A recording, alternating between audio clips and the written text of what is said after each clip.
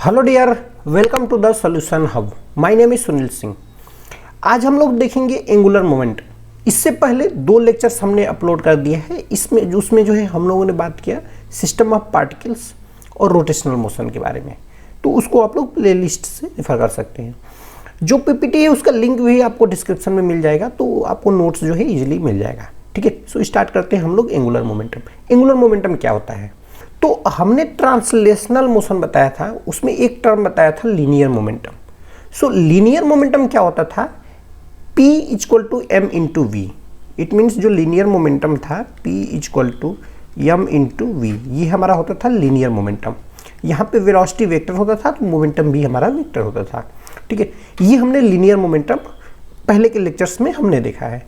तो सिमिलर जो है लीनियर मोमेंटम का जो एनालॉजी है एंगुलर मोमेंटम, एंगुलर मोशन में या रोटेशनल मोशन में, वो होता है हमारा एंगुलर मोमेंटम। जैसे हमने देखा था फोर्स का एनालॉजी क्या था यहाँ पे एंगुलर रोटेशनल मोशन में? वो था हमारा टार्क। सिमिलर वे में जो लीनियर मोमेंटम का एनालॉजी है वो एंगुलर मोमेंटम में, वो होता है हमारा एल, जिसको हम लोग एल से रिप्रेजेंट करते हैं, वो है हमारा एंगुलर मोमेंटम। ठीक है, सो यही हमने लिखा हुआ है analogy of linear. This is the analogy of linear momentum. ये लीनियर मोमेंटम का एनालॉजी है। ठीक है, अब लीनियर मोमेंटम क्या हमको रिप्रेजेंट करता था, क्या हमको देता था, क्या इंफॉर्मेशन बताता था? तो लीनियर मोमेंटम क्या करता था? ट्रांसलेशनल मोशन जो है मेजर करता था, measure of translational motion. Linear momentum translational motion को जो है मेजरमेंट करता था। ठीक है, तो सिमिलर वे में जो एंगुलर मोमेंटम होगा वो क्या करेगा? वो रोटेशनल मोशन को मेजर करेगा। सो सिमिलरली हमने लिखा है it angular momentum gives the measure of angular motion. ठीक है, यहां तक क्लियर हो गया। लीनियर मोमेंटम जो रिप्रेजेंट करता था वो रिप्रेजेंट करता था ट्रांसलेशनल मोशन को। सिमिलर वे में जो एंगुलर मोमेंटम रिप्रेजेंट करेगा वो हमारा रिप्रेजेंट करता था एंगुलर मोशन को। ठीक है, अब एक्चुअल में इसका मैग्नीट्यूड कितना होता है, एंगुलर मोमेंटम का मैग्नीट्यूड कितना होता है? तो फोर्स का एनालॉजी हम लोगों का टार्क हम लोगों ने देखा था। तो फोर्स का जब मोमेंट हम लोग ले लेते थे तो वो टार्क बनता था। सिमिलर वे में लीनियर मोमेंटम का यदि हम लोग मोमेंट ले लेंगे तो वो हमारा हो जाएगा एंगुलर मोमेंटम। क्लियर? अब किसी भी क्वांटिटी का मोमेंट क्या होता है? तो मोमेंट के लिए ऑलरेडी हमने जब इसके प्रीवियस लेक्चर में जब टार्क बता रहे थे तो उसमें हमने बताया था मोमेंट क्या होता है। मोमेंट जो होता है cross product of the axis of rotation और जो भी point of application of physical quantity है उसके बीच की परपेंडिकुलर डिस्टेंस। यदि लेट से उसको हम लोग आर ले लेते हैं तो आर क्रॉस फिजिकल क्वांटिटी जो भी है, एफ हो सकती है, एल हो सकती है, जो भी हो सकती है, कुछ भी हो सकती है फिजिकल क्वांटिटी। तो आर क्रॉस एफ या आर क्रॉस एल वो होता है, यदि एफ लेते हैं तो फोर्स का मोमेंट हो जाएगा। यदि यदि लीनियर मोमेंटम पी लेते हैं आर क्रॉस पी, तो वो पी का एंगुलर पी का मोमेंट हो जाएगा। ठीक है, तो सिमिलर वे में ये लेट से हमारा जो है एक्सिस ऑफ जो है रोटेशन है। ठीक है, इसमें यहाँ पे ऐसे कोई बॉडी रखी हुई है। ठीक है, इस बॉडी का जो है यहाँ पे हम लोग देखते हैं तो ऐसे जो है इसका मोमेंट, लीनियर मोमेंटम जो हमारा पी है वो एम इंटू वी है। ठीक है, इट मीन जो वेलोसिटी की डायरेक्शन है वही इसकी डायरेक्शन होगी और ये जो बॉडी ऐसे जो है रोटेट कर रहा है। ठीक है, तो इसके बीच की जो परपेंडिकुलर डिस्टेंस होती है, यहां से यदि हम एक परपेंडिकुलर ड्रा कर दें तो ये दिख रहा होगा, ये जो परपेंडिकुलर डिस्टेंस है इसको यदि हम ले लेते हैं आर। ठीक है, ये परपेंडिकुलर डिस्टेंस को हमने लिया है आर। ठीक है, और ये जो मोमेंट है, मोमेंटम है, लीनियर मोमेंटम पी है। तो जो इसका मोमेंट होगा, मोमेंट ऑफ लीनियर मोमेंटम क्या होगा? वो होगा हमारा आर क्रॉस पी। ठीक है, क्लियर? यहां तक कोई डाउट नहीं होना चाहिए। सिमिलर कुछ लोग क्या करते हैं, आर को डी से भी रिप्रेजेंट करते हैं, तो इसके लिए एक और फार्मूला हम लोग लिख देते हैं, एल इज इक्वल टू होता है डी क्रॉस पी। ठीक है, यहां तक क्लियर हो गया होगा। ठीक है, अब क्या है कि ये जो है क्रॉस प्रोडक्ट है दो वेक्टर क्वांटिटर, क्योंकि ये जो आर है ये भी वेक्टर है और ये जो मोमेंटम है लीनियर मोमेंटम ये भी वेक्टर है। तो जो दो क्वांटिटी का वेक्टर प्रोडक्ट होता है वो ऑलवेज एक वेक्टर क्वांटिटी होता है। तो जो एंगुलर मोमेंटम होगा ये क्या हो जाएगा? हमारा वेक्टर क्वांटिटी होगा। ठीक है, सो एंगुलर मोमेंटम हमारा वेक्टर क्वांटिटी होता है। क्लियर? अब दो वेक्टर का क्रॉस प्रोडक्ट भी हमने पहले चैप्टर में पढ़ाया हुआ था, जहाँ पे scalar vector, cross product of vector, scalar product of vector, ये सब जो यहाँ पे पढ़ाया था उसमें हमने पढ़ाया था। तो दो वेक्टर का जो क्रॉस प्रोडक्ट होता है वो L जो है, L का मैग्नीट्यूड की बात हो जाएगी यहाँ पे। सो L जो हो जाएगा वो हो जाएगा हमारा आर पी साइन थीटा, जहाँ पे थीटा क्या है, तो थीटा जो है R और P के बीच का एंगल है। ठीक है, इट मीन्स जो थीटा है, theta is equal to angle between R and P। Theta is equal to angle between vector R and vector P। Clear? ठीक है, अब हम लोग डिफरेंट सिचुएशन देखते हैं कि एंगुलर मोमेंटम कब सबसे ज़्यादा होगा, कब सबसे कम होगा। ठीक है, तो नेक्स्ट टॉपिक हम लोग देखते हैं case of zero angular momentum. So angular momentum zero possible है क्या? एंगुलर मोमेंटम जीरो होगा तो होगा क्या? बॉडी जो है रेस्ट पे होगी, मतलब मोशन तो ट्रांसलेशन मोशन कर सकती है बट एंगुलर मोशन नहीं करेगी, क्योंकि उसका एंगुलर मोमेंटम जीरो है। ठीक है, इट मीन्स जो अभी हमने फार्मूला पढ़ा L is equal to R cross P, या इसी को हमने देखा आर पी साइन थीटा। ठीक है, यदि theta is equal to zero हो जाए और 180 हो जाए, इट मीन्स R और P के बीच का एंगल जीरो हो जाए या फिर 180 हो जाए। इट मीन्स जो बॉडी है यदि हमारी, इसका एक्सिस ऑफ रोटेशन ये है, तो एक्सिस ऑफ रोटेशन पे ही हम यदि जो है उसकी वेलोसिटी हो, इसी डायरेक्शन में, एक्सिस ऑफ रोटेशन के डायरेक्शन में वेलोसिटी भी हो, मतलब इट मीन्स यदि एक्सिस ऑफ रोटेशन ये है और इसी की डायरेक्शन में जो है वेलोसिटी भी है बॉडी की, तो क्या हो जाएगा कि एंगल बिटवीन R और V वो जो हो जाएगा जीरो। ठीक है, तो V एंगल बिटवीन R और V जीरो होगा। It means momentum, linear momentum P equal to m into V होता है, P equal to m into V। m तो स्केलर ही है, तो V की डायरेक्शन वही हो जाएगी, तो इस एंगल बिटवीन R और P भी हमारा जो है जीरो हो जाएगा। ठीक है, तो इस केस में क्या हो जाएगा, L इज इक्वल टू हो जाएगा आर पी साइन जीरो। ठीक है, इट मीन्स L जो हमारा आ रहा है वो आ जा रहा है हमारा जीरो। इट मीन्स यदि ट्रांसलेशनल मोशन केवल किसी बॉडी में होगा, क्योंकि हम लोग फोर्स जो लगाएंगे, फोर्स जो जहाँ पे भी एक्शन ऑफ फोर्स है वो सेंटर ऑफ मास पे ही लग रहा है, इस वजह से क्या होगा, ट्रांसलेशनल मोशन होगा उसमें एंगुलर मोशन हो नहीं पाएगा। इस सिचुएशन में क्या होगा कि हमारा एंगुलर मोमेंटम जीरो होगा। इट मीन्स कोई भी बॉडी यदि ट्रांसलेशनल मोशन केवल कर रही है तो उसका एंगुलर मोमेंटम जो है जीरो होता है। क्लियर? अब मैक्सिमम एंगुलर मोमेंटम क्या होगा? इट मीन्स L जो है वो R क्रॉस P है। It means R P sine theta है। तो एक तो क्वांटिटी कर सकते हैं हम लोग, साइन थीटा की मैक्सिमम वैल्यू कितनी होती है, वो होती है हमारी 1 किस केस में होगा, जब थीटा जो है हमारा 90 डिग्री हो। इट मीन्स जो एक्सिस ऑफ रोटेशन है और उसके परपेंडिकुलर यदि हम लोग कोई फोर्स लगाते हैं एक्सिस ऑफ रोटेशन के परपेंडिकुलर, तो हमारा थीटा 90 डिग्री होगा। ठीक है, इट मीन्स मोमेंटम जो है हमारा मैक्सिमम होगा। क्लियर? तो जो L हो जाएगा वो हो जाएगा हमारा आर पी। क्लियर? यहाँ पर तो क्लियर कुछ कर किया नहीं है। पहले वाला सिचुएशन केस जीरो कब था, जब थीटा जीरो था या 180, और दूसरा सिचुएशन मैक्सिमम कब होगा, जब थीटा जो है 90 डिग्री होगा। क्लियर? अब हम लोग नेक्स्ट टॉपिक देखते हैं, relation between torque and momentum, torque and angular momentum. So अभी तक क्या था, हम लोगों ने देखा था कि लीनियर ट्रांसलेशनल मोशन में न्यूटन सेकेंड लॉ बोलता था relation between force and momentum. Newton second law बोलता था कि rate of change of momentum is equal to force.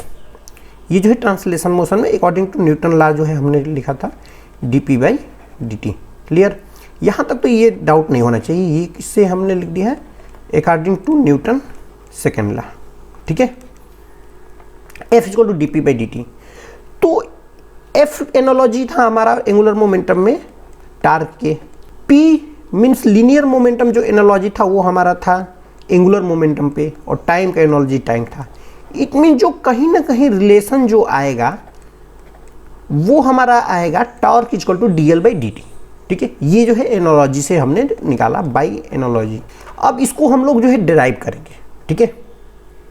कैसे डिराइव करते हैं, देखिए P इक्वल टू होता है मास इंटू वेलोसिटी, क्लियर। तो जो टार्क होता था हमारा, टार्क होता था R क्रॉस F। ये जो है अभी जस्ट हम लोगों ने टार्क वाले पिछले लेक्चर में हम लोगों ने देखा था, torque equal to R cross F। और L इक्वल टू होता था angular momentum R cross P, ठीक है। तो हमको जो है टॉर्क में और L में रिलेशन निकालना है। इट मीन्स यदि इसको P को dP बाई dt कर दें हम लोग तो F निकल जाएगा, क्लियर। P को dP बाई dt करते हैं तो कहीं ना कहीं हमको जो है इस इक्वेशन को डिफरेंशिएट करना पड़ेगा, क्लियर। तो डिफरेंशिएट कर देंगे दोनों साइड में t के रिस्पेक्ट में। सो d by D L by D T जो हो जाएगा वो हो जाएगा d by D T of R cross P, ठीक है, क्लियर। अब दो वेक्टर के, दो क्वांटिटी के मल्टीप्लिकेशन का डिफरेंशिएशन होता है, फर्स्ट क्वांटिटी सेकंड का differentiation plus second quantity first का डिफरेंशिएशन। वही सेम फार्मूला यहाँ पे हम लोग लगा देंगे। So D L by D T जो हो जाएगा वो हो जाएगा first quantity, it means R cross D P by D T plus second quantity P cross D R by D T, clear. यहां तक क्लियर हो गया। अब D R by D T क्या होता है, ये वेलोसिटी होती है, तो इसको हम लोग लिख सकते हैं R cross D P by D T plus P into D R by D T क्या होती है, वेलोसिटी। अब एक टर्म देखने वाली बात है, ये क्रॉस प्रोडक्ट है, ठीक है। इट मीन्स P जो है, P यहाँ से m इंटू वी है। इट मीन्स जो वेलोसिटी की डायरेक्शन है वही जो है मोमेंटम की, लीनियर मोमेंटम की डायरेक्शन है। इट मीन्स जो वेलोसिटी की डायरेक्शन है वही लीनियर मोमेंटम की डायरेक्शन है। इट मीन्स यहाँ से जो है इस वाले P क्रॉस V का देखें मैग्नीट्यूड क्या होगा, P क्रॉस V क्या होगा। तो इसके बीच P और V के बीच का एंगल जो है वो थीटा है, जीरो है। इट मीन्स जो P क्रॉस V जीरो होगा। क्यों जीरो होगा, क्योंकि PV साइन थीटा होगा और थीटा का वैल्यू जीरो है तो PV जीरो हो जाए। इट मीन्स ये पूरी क्वांटिटी हमारी जो हो गई जीरो, बचा हमारे पास R cross D P by D T, clear. तो अब इसको हम लोग लिख सकते हैं D L by D T is equal to R cross D P by D T, clear. अब D P by D T क्या होता है, ये हमारा होता है फोर्स। सो इसको हम लोग लिख सकते हैं R क्रॉस F, और R क्रॉस F क्या होता है यहाँ से, ये जो होता है हमारा टार्क। इट मीन्स जो dl बाई डी टी जो आया हमारा वो किसके बराबर हो जाएगा, टॉर्क के बराबर। ये हमारा जो है फार्मूला डिराइव हुआ, क्लियर। ये सब वेक्टर्स हैं। आई होप ये क्लियर हो गया होगा। एक तो हमने क्या किया, डायरेक्टली एनालॉजी से निकाल दिया जो यहाँ पे हमने निकाला है, और एक जो है फार्मूला जो है डिराइव करके निकाला है, ठीक है। डिराइव करने के लिए क्या किया हमने, सबसे पहले इस वाले इक्वेशन को यूज किया, L equal to R cross P। अब हमको टॉर्क निकालना था, तो टॉर्क निकालना था। टॉर्क निकालने के लिए कहीं ना कहीं जो है R क्रॉस F होता है, तो F निकालना पड़ेगा। F निकालने के लिए dP बाई dt करना पड़ेगा। इस वजह से हमने क्या किया, dP बाई dt इसको कर दिया, ठीक है, डिफरेंशिएट किया। उसके बाद दो प्रोडक्ट ऑफ टू क्वांटिटी का जो है डिफरेंशिएशन का फार्मूला लगाया यहाँ पे, और यहाँ पे P क्रॉस V जीरो क्यों हो गया है, क्योंकि P और V की डायरेक्शन दोनों सेम है, क्लियर। तो ये जो है हो गया हमारा फार्मूला। आई होप यहाँ तक क्लियर हो गया होगा। बहुत ईजी है, बस इसको जो है डिफरेंशिएट करना है, ठीक है। अब हम लोग देखते हैं नेक्स्ट टॉपिक। नेक्स्ट टॉपिक है equilibrium of the rigid body, ठीक है। कोई भी बॉडी इक्विलिब्रियम में कब होती है, तो इक्विलिब्रियम के लिए हम लोगों ने अभी जस्ट पढ़ा कि जो मोमेंटम होता था, ट्रांसलेशनल मोमेंटम हो या फिर rotational momentum, it means L हो या P हो, दोनों जो होता था, दोनों रिप्रेजेंट करता था किसी भी बॉडी के जो है मोशन को। एंगुलर मोमेंटम एंगुलर मोशन को रिप्रेजेंट करता था, मेजर करता था, और लीनियर मोमेंटम लीनियर मोशन को रिप्रेजेंट करता था। तो कोई भी बॉडी हमारी दो तरीके का मोशन कर सकती है, या तो ट्रांसलेशनल मोशन या फिर रोटेशनल मोशन, क्लियर। तो यदि कोई बॉडी रोटेशनल मोशन के रिस्पेक्ट में स्टेबल हो और ट्रांसलेशनल मोशन के रिस्पेक्ट में भी स्टेबल हो, तो उस बॉडी को हम लोग बोलते हैं स्टेबल है, बॉडी वो। इट मीन्स कोई भी body is in equilibrium with respect to translational as well as rotational.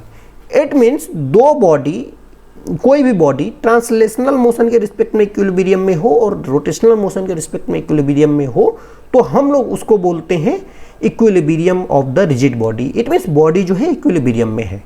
Clear, यहां तक समझ में आ रहा होगा। ठीक है, अब क्या करते हैं, अब देखते हैं इसमें दो टर्म होते हैं, ट्रांसलेशनल इक्विलिब्रियम और रोटेशनल इक्विलिब्रियम। सो ट्रांसलेशनल इक्विलिब्रियम के लिए क्या होता है, लीनियर मोमेंटम यदि टाइम के रिस्पेक्ट में चेंज नहीं हो रहा है तो उसको हम लोग बोलेंगे ट्रांसलेशनल इक्विलिब्रियम में है बॉडी। यदि सिमिलर वे में एंगुलर मोमेंटम टाइम के रिस्पेक्ट में चेंज नहीं हो रहा है तो उसको हम लोग बोलेंगे रोटेशनल इक्विलिब्रियम में है। और अब क्या करेंगे, दोनों स्टेटमेंट को कंबाइन कर देंगे। So change in linear momentum and change in angular momentum with respect to time यदि कांस्टेंट है तो हम लोग बोलेंगे body is in the equilibrium. अब body means rigid body is in the equilibrium. ठीक है, so change in linear momentum और change in angular momentum with respect to time is in constant तो हम लोग बोलते हैं इक्विलिब्रियम में बॉडी है। ठीक है, अब हम लोग देखते हैं types of equilibrium. Types of equilibrium में तीन इक्विलिब्रियम होते हैं, एक होता है स्टेबल, दूसरा अनस्टेबल और तीसरा जो होता है हमारा न्यूट्रल। ठीक है, तो स्टेबल इक्विलिब्रियम क्या होता है, स्टेबल इक्विलिब्रियम मीन्स कि वो स्टेबल पोजीशन में रहता है। यदि उसका पोजीशन जो है डिस्टर्ब करें हम लोग तो उसके पास टेंडेंसी होती है दोबारा से वो अपनी ओरिजिनल इक्विलिब्रियम पोजीशन में आ जाता है बॉडी। ठीक है, इसका यदि एग्जांपल देखें तो ये लेट से एक सर्कुलर पाथ है, सेमी सर्कुलर पाथ है, यहाँ पे एक बॉल रखिए, इसको यदि हम लोग यहाँ से इधर डिस्टर्ब करके छोड़ दें तो अगेन जो है अपनी ओरिजिनल पोजीशन यहाँ पे जो है आ जाएगा। सिमिलरली में ये भी एक बॉल है, एक सर्किल है, उसके अंदर एक छोटी सी ये जो है बॉल रखी हुई है, इसको भी यदि हम लोग इधर या इधर कहीं पे भी डिस्टर्ब करेंगे तो अगेन जो है ओरिजिनल पोजीशन में आ जाएगा। ठीक है, क्लियर।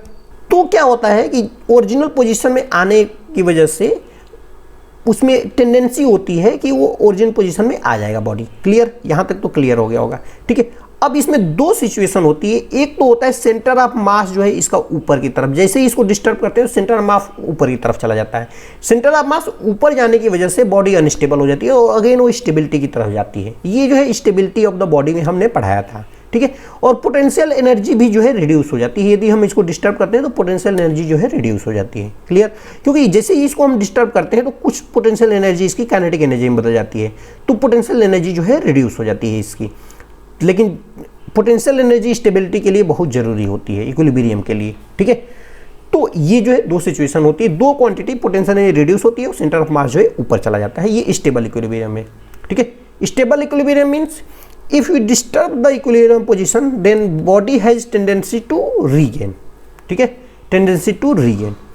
सिमिलर वे में पोटेंशियल एनर्जी रिड्यूस हो जाती है और सेंटर मास जो है ऊपर की तरफ चला जाता है।